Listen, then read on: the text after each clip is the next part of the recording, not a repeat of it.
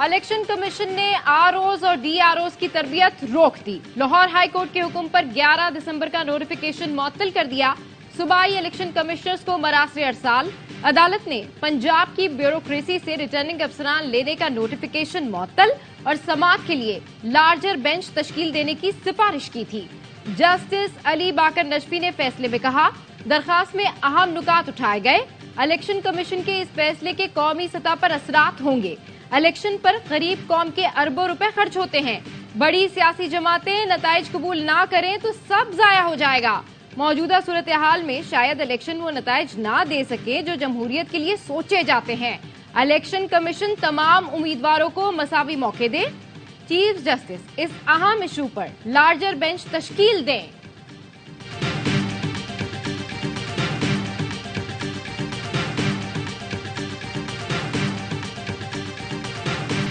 Lahore high court का फैसला, election में इल्तिवा का जवाज नहीं।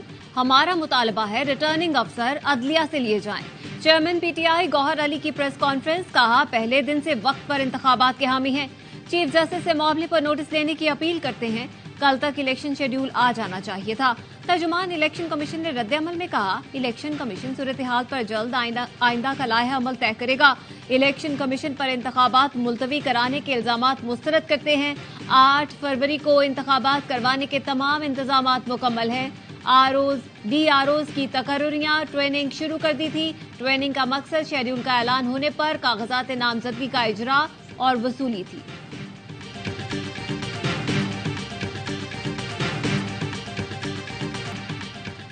पटिशन फाइल करने का बिल्कुल मकसद नहीं था कि इलेक्शन में ताखीर हो।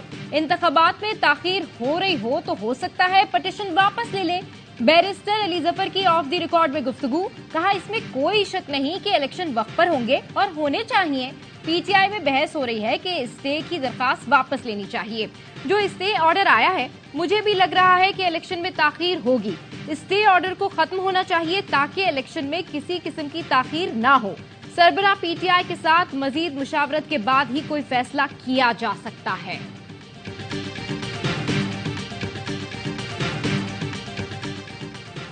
इंतखाबात में ताखीर हुई तो जिम्मेदार पीटीआई होगी। शहबाज शरीफ कहते हैं 2018 में ब्यूरोक्रेसी ने ही डीआरओज की जिम्मेदारी निभाई थी। तहरीक इंसाफ की दरख्वास्त से इलेक्शन से फरार की मंसूबाबंदी है। नून लीग रहनुमा मलिक अहमद खान ने कहा, नोटिफिकेशन मुअत्तल होने के बाद इलेक्शन कमीशन के पास क्या ऑप्शन बाकी रह जाता है।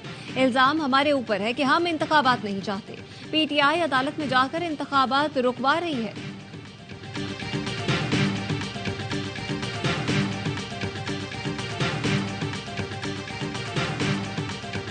शौकत अजीज सिद्दीकी बरतरफी केस, मजीद लोगों को फरीक बनाने के लिए नई दरखास्त दायर। कमर जावेद बाजवा, फैज हमीद, इरफान रामे, फैसल मरवर, ताहिर वफाई, अनवर कासी और अरबाब आरिफ को फरीक बनाने की इस्तदा।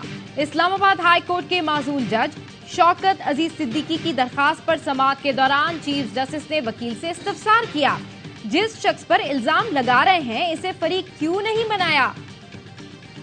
बुरे लोगों को बचाने के लिए इदारों को बदनाम करने का फैशन चल पड़ा है। हामिद खान साहब, इदारे नहीं लोग बुरे होते हैं। वकील ने मौकफ अपनाया। फैज हमीद को फरीक बनाने का जुडिशल काउंसिल ने मौका नहीं दिया। चीफ जस्टिस काजी फैज ईसा बोले, अब तो आपके पास मौका है, आप दरखास्त दें। जो फरीक ना हो इस पर इल्जाम नहीं लगाने देंगे। विफाकी हुकूमत ने दरखास्त के काबिल समाअत होने पर एतराज उठा दिया। समाअत कल सुबह 10:30 बजे तक मुलतवी।